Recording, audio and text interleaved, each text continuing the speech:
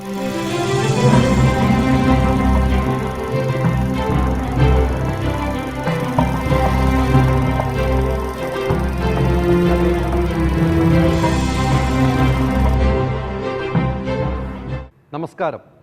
ശേഷം വെള്ളിത്തിരയിൽ ഇത്തവണ നമ്മൾ പരിചയപ്പെടുന്ന സിനിമ ഫുട്ബോൾ മൈതാനങ്ങളിൽ നിറഞ്ഞു നിന്നിരുന്ന, നമ്മളിൽ നിന്നും വിട്ടുപിരിഞ്ഞ പ്രിയപ്പെട്ട VP സത്യൻ്റെ കഥ പറയുന്ന ക്യാപ്റ്റൻ സിനിമയുടെ വിശേഷങ്ങൾ പങ്കുവയ്ക്കാൻ നമ്മുടെ പ്രിയപ്പെട്ട ഷാജി പാപ്പൻ, അത് ഇനി ക്യാപ്റ്റൻ എന്ന രീതിക്കാണ് അറിയപ്പെടുന്നത്, നമ്മുടെ പ്രിയപ്പെട്ട ജയസൂര്യ, അനുസിത്താര, നമ്മുടെ ഈ 2012 ഒരു പുതിയ സംവിധായകനെ നമുക്ക് കിട്ടുന്നു പ്രജീഷ്.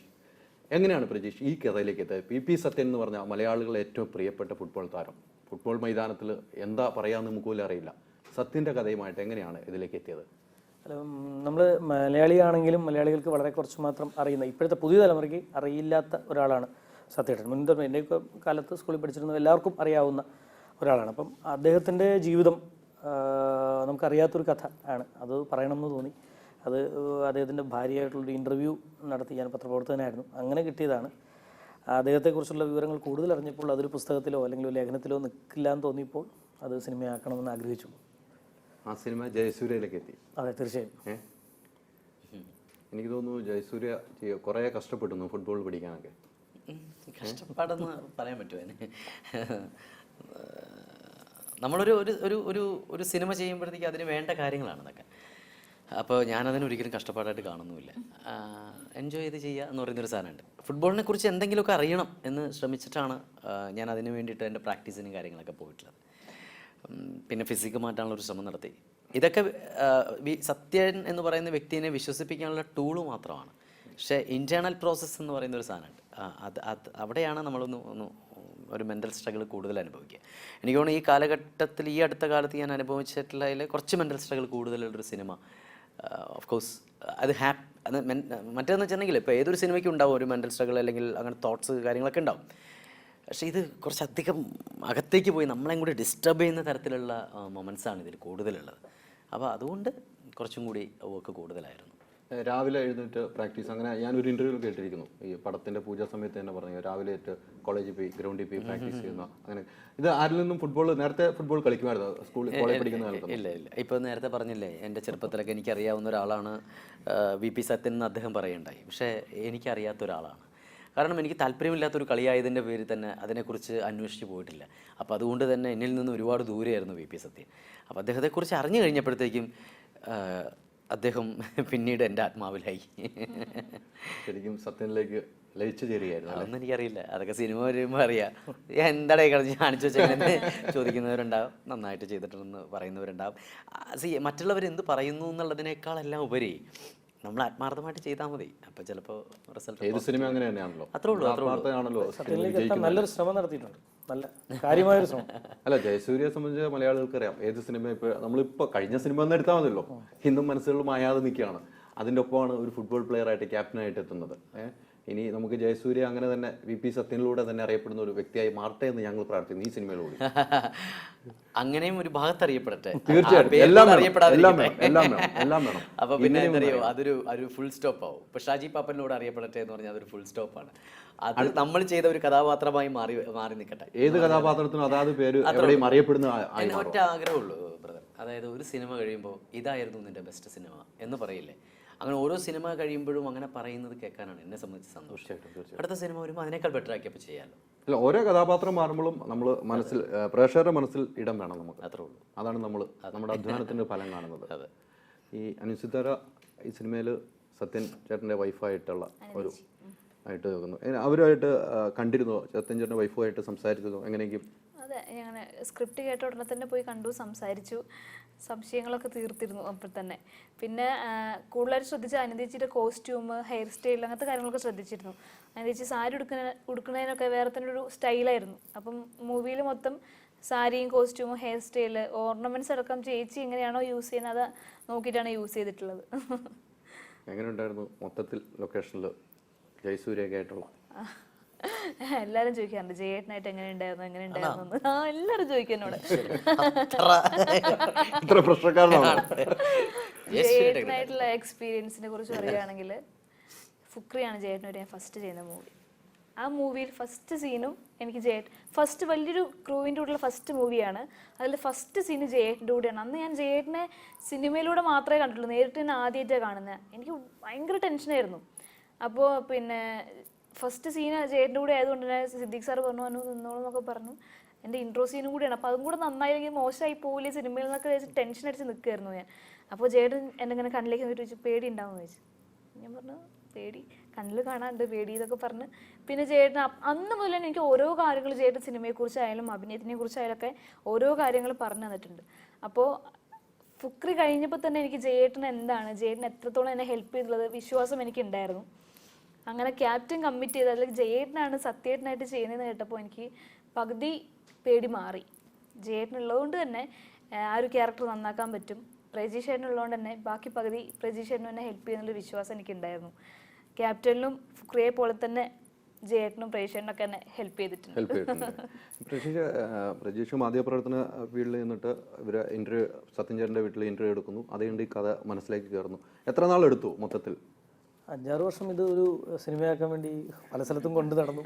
പിന്നെ അത് മടക്കി വെച്ചു. പിന്നെയാണ് ഞാൻ സിദ്ദീഖ് സാറിൻ്റെ കൂടെ വർക്ക് ചെയ്തു, സ്ക്രിപ്റ്റിൽ വർക്ക് ചെയ്തു. അതിനുശേഷം സാറിൻ്റെ കൂടെ അസിസ്റ്റൻ്റ് ഡയറക്ടറായിട്ട് വർക്ക് ചെയ്തു. അങ്ങനെ വർക്ക് ചെയ്ത് അവിടെ നിന്നാണ് ഈ സിനിമ ശരിക്കും ഇപ്പോൾ ജനിക്കുന്നത്, ഫുക്രിയുടെ സെറ്റിൽ നിന്നാണ്. ഇത് ജയസൂര്യ തന്നെ സെലക്ട് ചെയ്യാനുള്ള കാരണം? സൂര്യയെ സെലക്ട് ചെയ്യാനുള്ള സെലക്ഷൻ അല്ല ഇതിനകത്ത്. കാരണം ഒന്ന്, ഈ കഥാപാത്രത്തോട് ഞാൻ അദ്ദേഹം ഒരു നല്ല ഒരു സുഹൃത്ത് ആയി കാണുന്ന ഒരു, നമുക്ക് ഒരുപാട് എന്ത് കാര്യം തുറന്നു പറയാൻ പറ്റുന്ന ഒരു സ്വാതന്ത്ര്യം ഉണ്ടായിരുന്ന സമയത്താണ് ഞാൻ ഈ കഥ പറയുന്നത്.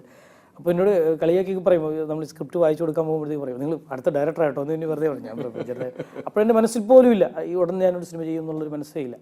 അത് കഴിഞ്ഞ് ഈ സബ്ജക്റ്റ് പറഞ്ഞു. അദ്ദേഹം ഭയങ്കര എക്സൈറ്റഡായി, നന്നായി നമ്മളോട് നിൽക്കുന്ന രീതിയിൽ. കാരണം എടുത്തു പറയാനുള്ളൊരു കാരണം, മലയാളത്തിൽ ഇപ്പം നമ്മൾ ഇത്തരത്തിലൊരു വെറൈറ്റി ആയിട്ടുള്ളൊരു സബ്ജക്റ്റ് ആലോചിച്ചാൽ അതിനുവേണ്ടി കഷ്ടപ്പെടുന്ന ഒരു നടൻ ജയസൂര്യ തന്നെയാണ് എന്നെനിക്ക് ബോധ്യമുണ്ട്. അത് കുറേ ചിത്രത്തിലൂടെ തെളിയിക്കുകയും. അതെ. കാരണം ഒരു ഫുട്ബോൾ പ്ലെയറുടെ സിനിമ ചെയ്യുമ്പോഴത്തേക്ക് ഫുട്ബോൾ കളിക്കൽ മാത്രമല്ല, കളിക്കപ്പുറം അദ്ദേഹത്തിൻ്റെ ഫിസിക്ക് മെയിൻറ്റെയിൻ ചെയ്യണം, അദ്ദേഹത്തിൻ്റെ പെരുമാറ്റം, പുറത്ത് അദ്ദേഹം എങ്ങനെയായിരിക്കും പെരുമാറുന്നത്, ഇത് രണ്ടും വേണം. നമുക്ക് വേണമെങ്കിൽ ഒരു ഫിസിക്കുള്ള കായിക താരത്തിനെ വെച്ചിട്ട് ഈ സിനിമ ആലോചിക്കാം. പക്ഷേ അതിൻ്റെ പ്രശ്നം എന്ന് പറഞ്ഞാൽ ഇതിനകത്ത് ബാക്കി മുഹൂർത്തങ്ങളെല്ലാം തകർന്ന് തരിപ്പണമായി പോകും. അപ്പോൾ അത് രണ്ടും കൃത്യമായി ബാലൻസ് ചെയ്ത് ചെയ്യാൻ പറ്റുക എന്ന് പറയുന്നൊരു വലിയ വെല്ലുവിളിയാണ്. അത് ഗംഭീരമായി അദ്ദേഹം ചെയ്തിട്ടുണ്ടെന്നാണ് ഞാൻ തീർച്ചയായിട്ടും. ജയസൂര്യ പറഞ്ഞ പോലെ ഈ കോളേജ് പഠിക്കുന്ന കാലത്തും ഫുട്ബോളിന് അത്ര പ്രിയമില്ലായിരുന്നു എന്ന് പറയുന്നു. എന്നാൽ കേരളത്തിൽ ഏറ്റവും കൂടുതൽ ഫുട്ബോൾ പ്രേമികളുള്ളത് കേരളത്തിൽ തന്നെയാണ്. അത് നമുക്ക് വടക്കോട്ട് പോയാൽ കോഴിക്കോട്, മലപ്പുറം പോയാൽ ഫുട്ബോളിന് വേണ്ടി മാത്രം ജീവിതം മാറ്റിവെച്ചിരിക്കുന്ന കുറേ പേരുണ്ട്. ഇപ്പോൾ ഫുട്ബോളിന് ഒത്തിരി പ്രിയമേറിയില്ലേ? പ്രിയമേറിയിട്ടുണ്ട്. ഞാനിപ്പോൾ പറഞ്ഞുകൊണ്ടിരിക്കുകയായിരുന്നു. കാരണം പ്രിയമേറിയത് എന്തുകൊണ്ടാണ്? ഇവരൊക്കെ വരച്ചു വെച്ചിട്ടുള്ള കുറേ എന്താ പറയുക, കുറേ ഗംഭീരമായിട്ടുള്ള സ്കെച്ചസ് ഉണ്ട് എന്ന് പറഞ്ഞ പോലെ. അതായത് റിയൽ ലൈഫിൽ അവർ ഇംപ്ലിമെൻ്റ് ചെയ്തിട്ടുള്ള കുറേ കാര്യങ്ങളുണ്ട്. VP സത്യനെ ആരാധിക്കുന്ന വ്യക്തികളൊക്കെ തന്നെയാണ് ഇന്ന് ഇവിടെ സജീവമായിട്ട് നിൽക്കുന്നത്. അപ്പോൾ അവരുടെ പാത പിന്തുടരുന്നവരാണ് ഇവർ. ഇന്ന് യൂട്യൂബിലും ഗൂഗിളിലൊക്കെ CK വിനീത് എന്ന് അടിച്ചു കൊടുക്കുമ്പോഴത്തേക്കും കംപ്ലീറ്റ് ഡീറ്റെയിൽസും കാര്യങ്ങളും എല്ലാം വരുന്ന രീതിയിൽ, അല്ലെങ്കിൽ കുറേ അച്ചീവ്മെൻറ്റ്സ് ഒക്കെ കിട്ടുന്നത് എനിക്ക് തോന്നുന്നു അവരാണ് ഇവരെ ഫുട്ബോളെ കൂടുതൽ അടുപ്പിക്കാൻ ശ്രമിച്ചിട്ടുള്ളത്. അപ്പോൾ അങ്ങനത്തെ ഒരു കഥാപാത്രമാണ് VP സത്യൻ. പക്ഷേ ഇവർക്ക് കിട്ടുന്ന അംഗീകാരങ്ങളോ കാര്യങ്ങളോ ഒന്നും അന്ന് അവർക്ക് കിട്ടിയിരുന്നില്ല എന്നുള്ളിടത്താണ് ഏറ്റവും വലിയ ദാരുണമായ ഒരു വിഷമം. മാത്രമല്ല അവസാന കാലഘട്ടത്തിൽ അദ്ദേഹത്തിന് കളിക്കാനും പോലും പറ്റില്ലാത്തൊരവസ്ഥയിലേക്ക് എത്തി. അപ്പോൾ അത്രയധികം മെൻ്റൽ സ്ട്രഗിൾ അനുഭവിച്ചിട്ടുള്ള ഒരു മനുഷ്യനാണ് VP സത്യൻ. അപ്പോൾ ഇനിയുള്ള കാലങ്ങളിൽ വരുന്ന ഫുട്ബോളേഴ്സിന് ചിലപ്പോൾ കാലിൻ്റെ പരിക്ക് മൂലമോ കാര്യങ്ങളോ കൊണ്ടോ ചിലപ്പോൾ കളിക്കാൻ പറ്റില്ലായിരിക്കാം. പക്ഷേ അദ്ദേഹത്തിന് വേണ്ട സപ്പോർട്ടുകൾ നമ്മുടെ സിസ്റ്റം ഒരുക്കി കൊടുക്കണം, നമ്മുടെ സർക്കാർ ഒരുക്കി കൊടുക്കണം. എങ്കിൽ ഒരു ജീവൻ ഇനി പൊലിയില്ല, ഒരു ഫുട്ബോളറിൻ്റെ ജീവൻ ഇനി പൊലിയില്ല എന്നാണ് എനിക്ക് തോന്നുന്നത്. അല്ല, ജയസൂര്യയുടെ വാക്കുകൾ, ജയസൂര്യ ഏത് കാര്യത്തിലും പ്രതികരിക്കുന്ന വ്യക്തിയായിരുന്നു. ജയസൂര്യ ഈ വാക്കുകൾ വളരെ ശ്രദ്ധേയമായൊരു വാക്കുകളാണ്. സത്യൻ്റെ മരണകാലമൊക്കെ എടുത്തു നോക്കിക്കഴിഞ്ഞാൽ നമ്മൾ നല്ല കാലങ്ങളുണ്ടായിരുന്നു. പിന്നീട് സത്യൻചേട്ടൻ്റെ ആ മരണത്തോടു കൂടിയുള്ള കാലം, അത് കഴിഞ്ഞിട്ടുള്ള ആ കുടുംബത്തിൻ്റെ ജീവിതം, അതൊക്കെ കണ്ട് മനസ്സിലാക്കേണ്ട ഒത്തിരി വ്യക്തികളുണ്ട്. തീർച്ചയായിട്ടും ഒത്തിരി വ്യക്തികൾ. പക്ഷെ അവരൊന്നും തിരിഞ്ഞു നോക്കാത്ത കാലഘട്ടം അല്ല, ഒന്നുമില്ല. നമുക്ക് എല്ലാവരുടെയും നല്ല കാലങ്ങളെ അറിയുള്ളൂ, അത് മാത്രം മതി ആളുകൾക്ക് കാണാൻ. പക്ഷെ അത് കഴിഞ്ഞിട്ടുള്ള ചില കാലങ്ങളുണ്ട്, അത് നമ്മൾ കാണാതെ പോകരുത് എന്നാണ് എനിക്ക് തോന്നുന്നത്. ഒരു അവസ്ഥ ഉണ്ടാക്കേണ്ട അങ്ങനത്തെ ഒരു അവസ്ഥയിലൂടെ അവർ പോകേണ്ട ഒരു ഗതി വരരുത്. അത് വരാതിരിക്കണമെങ്കിൽ നമ്മുടെ ഇവരാണ് നോക്കേണ്ടത്. സർക്കാർ മാറി മാറി വരുന്ന സർക്കാർ തീർച്ചയായും അത് അവരുടെ ഉത്തരവാദിത്വമാണ് അല്ലേ. അവർ ഒരു നമ്മുടെ കേരളത്തിനെ എന്താ പറയുക, കേരളത്തിന് അഭിമാനമായി നിൽക്കുന്നവരെ എന്താ റെസ്പെക്റ്റ് ചെയ്യുക എന്ന് പറയുന്നത് നമ്മുടെ കടമയാണ് അല്ലേ? അത് വേണമല്ലോ. അത് ഏത് മേഖലയിലും വേണം. അത് തീർച്ചയായിട്ടും വേണം. എനിക്ക് തോന്നുന്നു ഫുട്ബോളിലൊക്കെ വലിയ മന്ത്രിസഭ തീരത്തുന്ന സ്പോർട്സ് കൗൺസിലുണ്ട്, ഫുട്ബോൾ അസോസിയേഷൻ ഉണ്ട്. ഇവരുടെയൊക്കെ ഒരു ശ്രമം ഉണ്ടായിരുന്നെങ്കിൽ VP സത്യൻ ഇന്നും കേരളത്തിൽ ഉണ്ടാകുമെന്ന് വിശ്വസിക്കുന്ന ഒരു വ്യക്തിയാണ് ഞാൻ. ഞാൻ വളരെ കൂടുതൽ ആരാധിക്കുന്ന ഒരു ഫുട്ബോൾ പ്ലെയറാണ്. അതുകൊണ്ടാണ് ഞാൻ വളരെ കൂടുതൽ ആരാധിക്കുന്ന ഒരു വ്യക്തിയായിരുന്നു സത്യൻ. സത്യൻ്റെ മരണം കേരളത്തിന് ഒരിക്കലും നികത്താൻ പറ്റാത്ത ഒരു മരണമായിരുന്നു. ആ ഒരു കഥയിലേക്ക് എത്താൻ ജയസൂര്യ എത്തിയത് ലോകത്തുള്ള എല്ലാ മലയാളികളും ഏറ്റെടുക്കുമെന്നാണ്. അതുണ്ടാകും. മറ്റ് കഥാപാത്രങ്ങൾക്ക് ആരാണ് ഇതിനകത്ത്? ഇവർ രണ്ട് പ്രധാന വേഷം ചെയ്യുന്നവർ ഇവർ രണ്ടുമാണ്. പിന്നെ അദ്ദേഹത്തോടൊപ്പം ജീവിച്ച കുറേ പേരുണ്ട്. അതിൽ നമ്മുടെ അദ്ദേഹത്തിൻ്റെ ഒരു പ്രധാനപ്പെട്ട കോച്ചായിട്ട് രഞ്ജി പണിക്കർ സാർ ഒരു വേഷം ചെയ്യുന്നുണ്ട്. പിന്നെ സിദ്ദിഖ് അതിനകത്തൊരു സ്പെഷ്യൽ ക്യാരക്ടർ ചെയ്യുന്നു. മൈതാനം എന്നാണ് ആ കഥാപാത്രത്തിൻ്റെ പേര്. എന്താ ആ കഥാപാത്രത്തിൻ്റെ പ്രത്യേകത എന്ന് വെച്ചാൽ അതൊരു നമ്മളെല്ലായിടത്തും കാണും, എല്ലാ കളിക്കളങ്ങളിലും ഒരാളുണ്ടാവും കളിയെക്കുറിച്ച് ഭയങ്കര ധാരണയുള്ള, എന്നാൽ കളിക്കാത്ത, കളിക്ക് പുറത്തിരുന്ന് കളി ഇഷ്ടപ്പെടുകയും കളിയെ ഒരുപക്ഷെ നിയന്ത്രിക്കാൻ തോന്നുകയൊക്കെ ചെയ്യുന്ന ആളുകൾ. അങ്ങനെയുള്ള ആളുകളിൽ നിന്ന് ഇൻസ്പയർ ചെയ്തിട്ടുള്ള ഒരു ക്യാരക്ടറാണ് മൈതാനം. അത് സിദ്ദിഖ് ചെയ്യുന്നൊരു ശക്തമായ വേഷമാണ്. പിന്നെ സൈജു ഗ്രൂപ്പുണ്ട്, അതുപോലെ തന്നെ പിന്നെ ആരൊക്കെയാണ്, ലക്ഷ്മി ശർമ്മ, ജെയിംസ് ഏട്ടൻ. പിന്നെ ഒരു സസ്പെൻസാണ്, ഞാൻ പൊളിക്കാം, ജയേട്ടൻ്റെ മകൻ ആദി ഇതിനകത്ത്. അത് പിന്നീട് വരാം. അത് പ്രേക്ഷകർക്ക് വേണ്ടിയുള്ള ഒരു സസ്പെൻസ്. അത് സിനിമ വരുമ്പോഴുള്ളോ ഇതിൽ തന്നെ ഞങ്ങൾക്ക് കിട്ടും, ഞങ്ങളുടെ പ്രേക്ഷകർക്ക് കിട്ടില്ല. എന്തോ ഒളിഞ്ഞിരിക്കും. മലയാളികൾ എല്ലാവരും ഇഷ്ടപ്പെടുന്ന ഒരു താരം കൂടി ഇതിനകത്തുണ്ട്. അതാണ് അതിലെ സസ്പെൻസ്. അതെന്താണെന്നുള്ള പിന്നീട് കാണാം. നമുക്ക് അടുത്ത റിലീസ് ദിവസം ആദ്യ ദിവസം തന്നെ പോയി കാണണം കേട്ടോ. അല്ലാതെ ഒരാൾ പറഞ്ഞു കേൾക്കാൻ നിൽക്കണ്ട, കാത്തിരിക്കണ്ട. കാരണം ഈ സിനിമ എല്ലാവരും കാണണം എന്ന് പറയാൻ കാരണം ഇത് ഒരു നമ്മൾ ആഘോഷിക്കപ്പെട്ടൊരു നായകന്റെ കഥയല്ല, നമ്മൾ ആഘോഷിക്കപ്പെടാതെ പോയ ഒരാളുടെ കഥയാണ്. അപ്പം നമ്മുടെ സമൂഹത്തിൽ നിന്നും ഇവിടെ നിന്നും കഷ്ടപ്പെട്ട് ഇന്ത്യൻ ടീമിന്റെ ക്യാപ്റ്റൻ വരെ ആയ ഒരു മനുഷ്യൻ ഇവിടെ ജീവിച്ചിരുന്നു എന്ന് പുതിയ തലമുറ അറിയണം.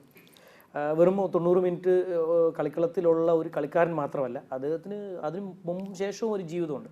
ആ ജീവിതം എല്ലാവർക്കും പാഠമായിരിക്കും. എല്ലാവർക്കും അവരവരുടെ ജീവിതത്തിൽ നിന്ന് ഉള്ള എന്തെങ്കിലുമൊക്കെ മൊമെന്റ്സ് ഇവിടെ ഈ സിനിമയിൽ കാണാൻ പറ്റും. അന്ന് സത്യൻ ചേട്ടൻ്റെ കൂടെ കളിച്ചിരുന്ന ആ ഫുട്ബോൾ താരങ്ങളൊക്കെ കണ്ടിരുന്നോ?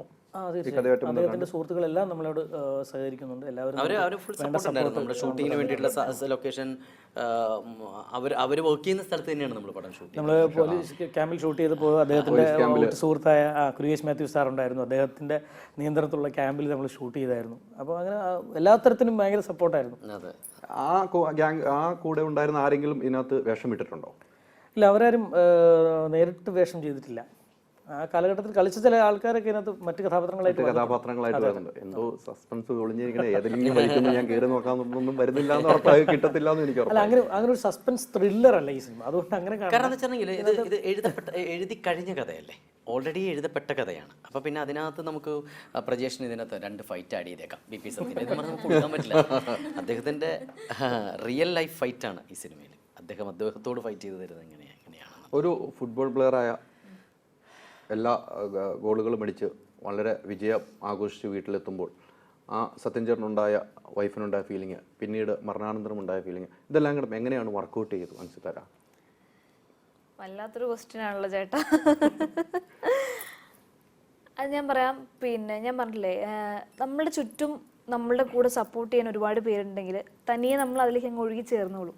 ഇപ്പോൾ പ്രജേഷേട്ടൻ ആ സീനിനെ കുറിച്ച് വിവരിച്ച് തരികയാണെങ്കിൽ ഭയങ്കര ഫീലാണ്. പ്രജേഷേട്ടന് ഭയങ്കര ഫീൽ ഒഴുകിയിട്ടാണ് നമുക്ക് ആ സീന് പറഞ്ഞിരുന്നത്. അപ്പോൾ തന്നെ നമുക്ക് ആ സീനിൻ്റെ സ്വഭാവം അവിടെ എന്താ വേണ്ടതെന്നുള്ളൊരു ഫീൽ നമുക്ക് കിട്ടിക്കഴിഞ്ഞു. പിന്നെ നമ്മളെ കൂടെ സപ്പോർട്ടീവ് ചെയ്യേണ്ട മറ്റൊരാളെന്നുള്ള നമ്മളെ കൂടെ അഭിനയിക്കുന്ന ആളാണ്, അത് ജയേട്ടനാണ്. അപ്പം ഓരോ സീൻ ചെയ്യുമ്പോഴും പ്രജേഷേട്ടൻ പറഞ്ഞു തന്നതിന് ശേഷം ഞാനും ജയേട്ടനും കൂടെ ഇങ്ങനെ സംസാരിക്കുന്നത്, ചേട്ടാ ഇങ്ങനെ ചെയ്യാം അങ്ങനെ ചെയ്യാന്ന് വയ്ക്കുമ്പോൾ തെറ്റാണെങ്കിൽ ചേട്ടനത് പറഞ്ഞു തരും. അങ്ങനെ വേണ്ട, അതിൽ കുറച്ചുകൂടെ നാടകീയത വരും, നമുക്ക് അങ്ങനെ വേണ്ട, കുറച്ചുകൂടി നാച്ചുറലായിട്ട് ചെയ്താൽ മതി എന്ന് അങ്ങനെ കറക്റ്റ് പറയുമായിരുന്നു. അപ്പോൾ ഈ ഓരോ തലങ്ങളിലും, അതായത് സന്തോഷിക്കേണ്ട സമയത്തായാലും സത്യേട്ടൻ മരിച്ചതിന് ശേഷം സങ്കടപ്പെടേണ്ട സമയത്തായാലും ആ കറക്റ്റ് ഫീൽ എനിക്ക് കിട്ടിയിട്ടുണ്ട്. അത് ഇവരെല്ലാവരും തന്നിട്ടുണ്ട്. അതുകൊണ്ട് തന്നെ എനിക്കതൊരു വലിയ ബുദ്ധിമുട്ടായിട്ട് ഫീൽ ചെയ്തിട്ടില്ല. പിന്നെ ഈ പറഞ്ഞ പോലെ അനിതേച്ചിയുടെ ആയാലും അങ്ങനെ മൊത്തത്തിൽ എനിക്ക് ക്യാരക്ടേഴ്സിനെ കുറിച്ച് നല്ലൊരു വിവരം ഉണ്ടായിരുന്നു. അനിതേച്ചി എന്താണെന്നും സത്യേട്ടൻ എന്താണെന്നുള്ള വിവരം എനിക്ക് കറക്റ്റ് കിട്ടിയിട്ടുണ്ട്. അതുകൊണ്ട് എനിക്ക് വലിയ ബുദ്ധിമുട്ടായിട്ട് വന്നിട്ടില്ല. ഈ ഫുട്ബോൾ കളി നേരത്തെ കാണുമായിരുന്നോ? ഇല്ല. എനിക്ക് സത്യേട്ടനെ കുറിച്ച് അറിയില്ലായിരുന്നു. എനിക്ക് പ്രേക്ഷേട്ടൻ പറഞ്ഞതിന് ശേഷമാണ് ഞാൻ അദ്ദേഹത്തിനെ കുറിച്ച് യൂട്യൂബിലും പിന്നെ ഗൂഗിളിലൊക്കെ സെർച്ച് ചെയ്തിട്ട് പിന്നെ പ്രേക്ഷകൻ എനിക്ക് പുസ്തകം വായിക്കാൻ തന്നു. അങ്ങനെയാണ് ഞാൻ സത്യേട്ടനെ കുറിച്ച് അറിഞ്ഞത്. പിന്നെ ഏറ്റവും വലിയൊരു പ്ലസ് പോയിന്റ് എന്താണെന്ന് വെച്ചാൽ റിയൽ ലൈഫിൽ അനിതേച്ചിക്ക് ഫുട്ബോൾ എന്താണെന്ന് അറിയില്ല. ഇപ്പോഴും കുറച്ച് ചെറിയ വിവരങ്ങൾ മാത്രമേ ഉള്ളൂ. അതേപോലെ തന്നെയാണ് ഞാൻ സിനിമ കഴിഞ്ഞിട്ട് ശേഷമാണ് ഫുട്ബോളിൻ്റെ ചെറിയ ചെറിയ കാര്യങ്ങളൊക്കെ മനസ്സിലാക്കി തുടങ്ങിയത്. ഈ ഫുട്ബോളിനെ സംബന്ധിച്ച് നമ്മളിപ്പോൾ കൂടുതൽ എനിക്ക് തോന്നുന്നു ടി വികളിലൊക്കെ വീടുകളിൽ ഇരുന്ന് കാണുകയാണെങ്കിൽ കൂടുതൽ ആൾക്കാർ ക്രിക്കറ്റ് കാണാനാണ് താല്പര്യം കാണിക്കുന്നത്. പണ്ടൊക്കെ ഫുട്ബോൾ കാണാനുള്ള താല്പര്യം, വീട്ടിൽ സ്ത്രീകൾ ഉൾപ്പെടെ ഉള്ളവരും ക്രിക്കറ്റ് കാണാനാണ് താല്പര്യം. ഫുട്ബോളിലേക്ക് താല്പര്യം കുറഞ്ഞുകൊണ്ടിരിക്കുന്ന അവസ്ഥയിലാണ് നമ്മൾ ഇത്രയും നല്ലൊരു ചിത്രം ഒരുക്കിയിരിക്കുന്നത്. ഫുട്ബോളിലേക്ക് ഇന്നും ആരാധകരുണ്ടെങ്കിലും വീടുകളിൽ നമ്മൾ നോക്കിയാൽ ഏറ്റവും കൂടുതൽ കാണുന്നത് ക്രിക്കറ്റാണ്. പക്ഷെ എന്താ അറിയോ, അത് സത്യേട്ടനൊക്കെ ഉള്ള കാലഘട്ടത്തിലാണെന്ന് തോന്നുന്നു അതൊക്കെ കൂടുതലായിട്ടുണ്ട്. ഇന്ന് ഭയങ്കര മാറ്റമല്ലേ.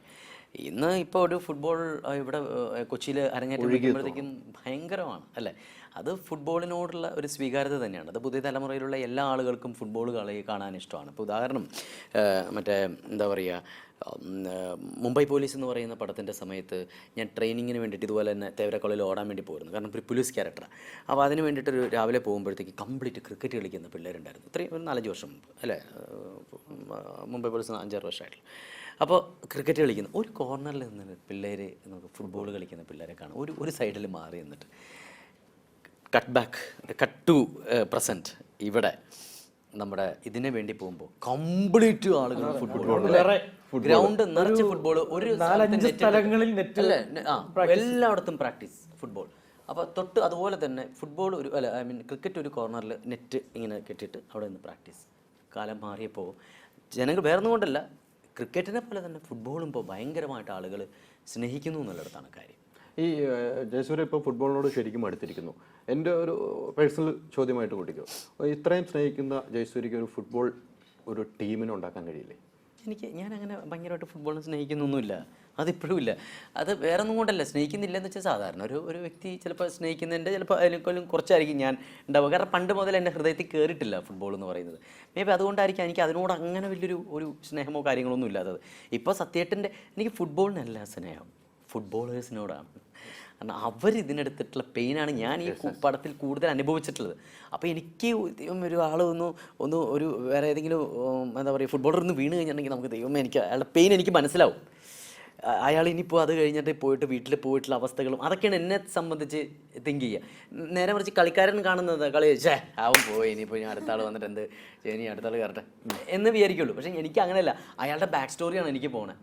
എനിക്ക് ദൈവം ഇത് കഴിഞ്ഞിട്ട് എന്ത് ഇനിയിപ്പോൾ ഹോസ്പിറ്റലിൽ പോയി അങ്ങനെയൊക്കെ പോവുള്ളൂ തോട്ട്. കാരണം സത്യേട്ടൻ്റെ ലൈഫിൽ ഞാൻ കൂടുതലും അഭിനയിച്ചിട്ടുള്ളത് അതാണ്, കളിക്കളത്തിനേക്കാൾ ഉപരി അപ്പുറത്തേക്കുള്ളത്.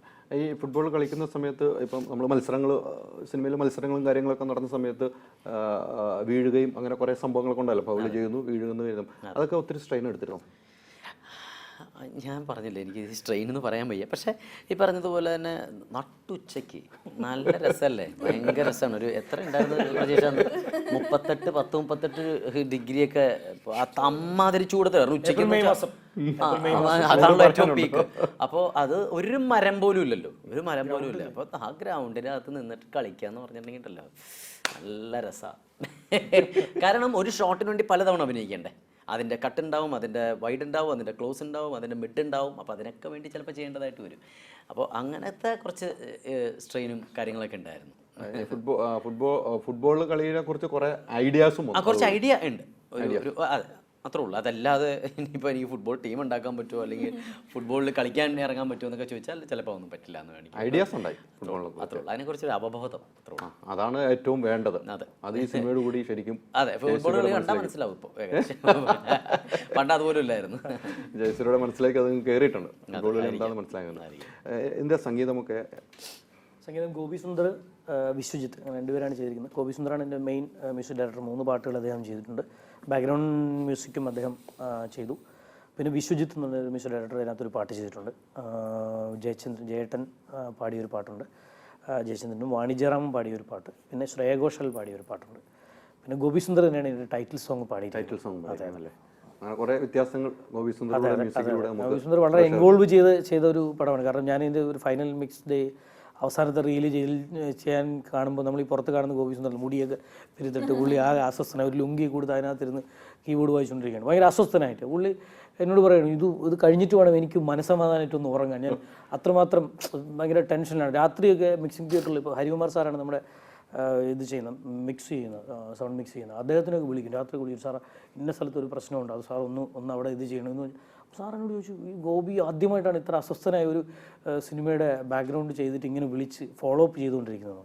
നമ്മളെയും വിളിച്ചിട്ട് പറയും, അത് നിങ്ങൾ ശ്രദ്ധിക്കണേ, ഇന്ന സാധനം അവിടെ മിസ്സാവരുത്, ഇങ്ങനെ ഫോളോ അപ്പ് ചെയ്തുകൊണ്ടിരിക്കും. അപ്പം അദ്ദേഹത്തിൻ്റെ ഒരു വലിയ ഇൻവോൾവ്മെൻ്റ് ഉണ്ട്, മ്യൂസിക്കിന് വളരെ ഇമ്പോർട്ടൻസ് ഉണ്ട് ഈ സിനിമയ്ക്കകത്ത്. ഈ സിനിമയ്ക്കാണ് അല്ലേ?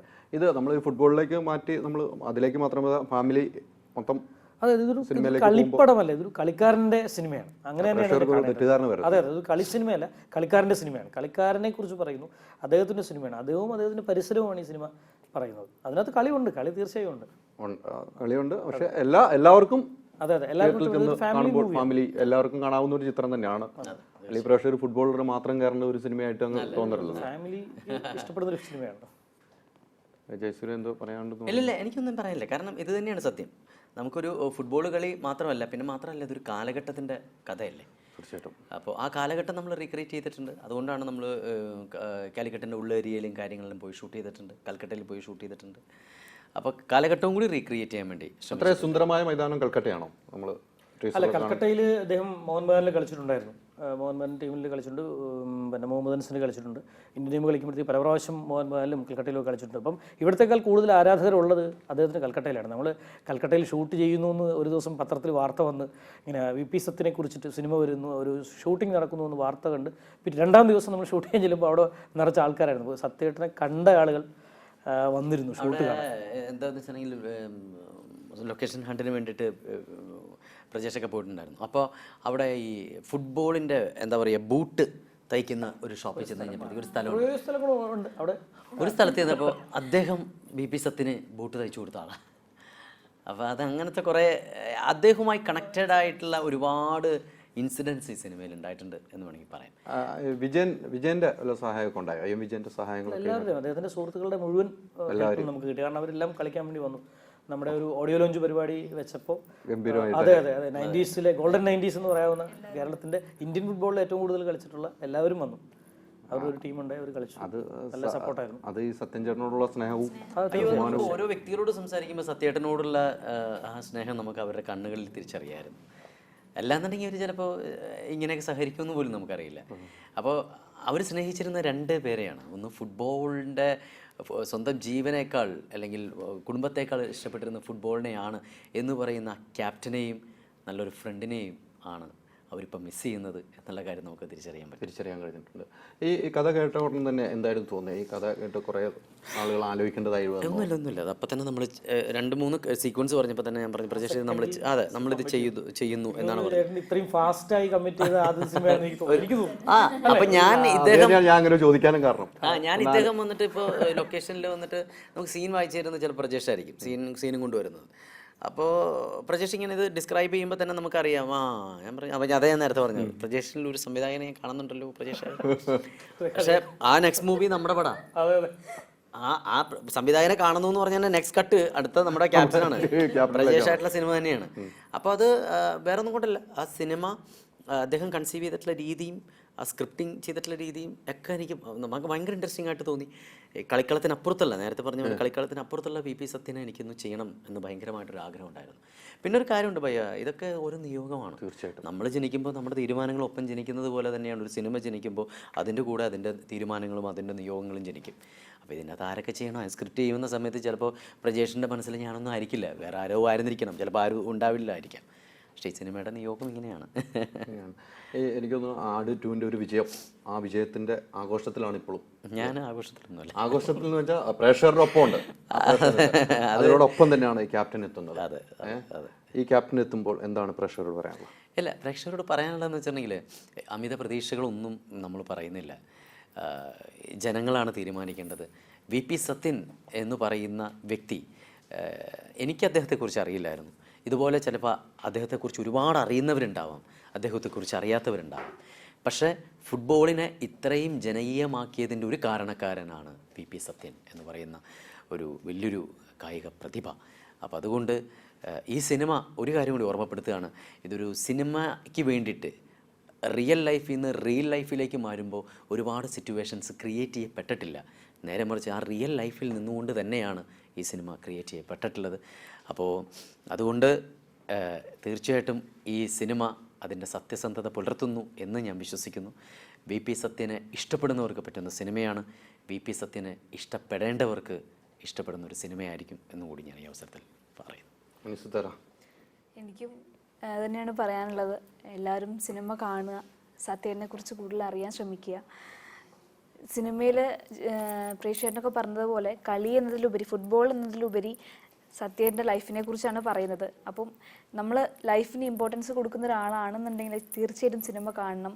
അദ്ദേഹത്തിൻ്റെ ലൈഫിൽ അദ്ദേഹം അനുഭവിച്ചിരുന്ന അദ്ദേഹത്തിൻ്റെ ഓരോ തലങ്ങളൊക്കെ സിനിമയിലുണ്ട്. അപ്പം ഒരു എന്നെപ്പോലെയുള്ളവരും അല്ലാത്തവരൊക്കെ സിനിമ കണ്ടിരിക്കണം എന്നുള്ളൊരു കുറേ കാരണങ്ങൾ ആ സിനിമയിലുണ്ട്. അത് എനിക്ക് ഇപ്പോൾ പറയാൻ പറ്റില്ല. അപ്പോൾ എന്തായാലും തിയേറ്ററിൽ പോയി തന്നെ എല്ലാവരും സിനിമ കാണുക. വർഷങ്ങളിലൂടെ കാത്തിരിപ്പിന് ശേഷം 2010 ഒരു പുതിയ ഡയറക്ടറെ മലയാളി പ്രേക്ഷകർക്ക് കിട്ടുകയാണ്. എന്താണ് പ്രജീഷ്? എനിക്കൊരു നല്ല സിനിമ ചെയ്ത സന്തോഷമാണ് ഇപ്പോൾ. എൻ്റെ മനസ്സിന് സന്തോഷം തരുന്നൊരു സിനിമയാണിത്. അതുകൊണ്ട് തന്നെ ഇത് എല്ലാവർക്കും ഇഷ്ടപ്പെടുമെന്ന് തോന്നുന്നു. എല്ലാ ഫാമിലിക്കും കുടുംബത്തോടു കൂടി കാണാവുന്ന ഒരു സിനിമയാണ്. ഒരു വളരെ ക്ലീൻ ആയിട്ടുള്ളൊരു സിനിമയാണ്. നിങ്ങൾക്ക് നിങ്ങളുടെ വീട്ടിൽ നടക്കുന്നൊരു സംഭവം പോലെ ചിലപ്പോൾ ഒരു പക്ഷേ ഈ സിനിമയുടെ സീക്വൻസുകൾ ഫീൽ ചെയ്യും. ആ തരത്തിൽ വളരെ സ്വാഭാവികതയോടെ ചെയ്യാൻ പറ്റിയിട്ടുണ്ട്. അതിനകത്ത് ഇടവും വലവും നിന്നത് ഇവർ രണ്ടുപേരാണ്. ഇവരുടെ ഒരു പെർഫോമൻസ് ഒരിക്കൽ പോലും നാടകീയത വരാതെ വളരെ നാച്ചുറലായിട്ട് ചെയ്ത് നമ്മുടെ ഭാഗം നമ്മൾ ചെയ്തു വെച്ചിട്ടുണ്ട്. ബാക്കിയെല്ലാം എന്താണ് മാർക്കിടേണ്ടത് പ്രേക്ഷകരാണ്. നിങ്ങൾ കാണണം. കാരണം മലയാളി എന്തുകൊണ്ടൊരു VP സത്യനെ കാണണം എന്ന് ചോദിച്ചാൽ, നമ്മൾ ഏതൊക്കെയോ സമയങ്ങളിൽ കൈയടിക്കാൻ മറന്നുപോയതിൻ്റെ ഒരു കുറ്റബോധം നമുക്ക് തോന്നും ഈ സിനിമ കാണുമ്പോൾ. ആ കുറ്റബോധം നമുക്ക് മാറ്റാൻ ഒരുപക്ഷെ ഈ സിനിമ ഉപകരിക്കുമെന്ന് എനിക്ക് തോന്നുന്നു. തീർച്ചയായിട്ടും ഫുട്ബോൾ മൈതാനത്തിലെ ആരവം പോലെ തന്നെ ഈ പ്രേക്ഷകർ തിയേറ്ററിലും അതേ ആരവത്തോടു കൂടി ഈ ക്യാപ്റ്റൻ എന്ന സിനിമയെ സ്വീകരിക്കുമെന്ന് ഞങ്ങളും പ്രതീക്ഷിക്കുന്നു, സ്വീകരിക്കണമെന്ന് ഞങ്ങളും അഭ്യർത്ഥിക്കുന്നു. ഇത്രയും നേരം ഞങ്ങളോട് ചെലവഴിച്ച 3 പേർക്കും നന്ദി, നമസ്കാരം. അടുത്ത ആഴ്ച ഇതേ സമയം മറ്റൊരു ചിത്രവുമായി കാണും വരെ നമസ്കാരം.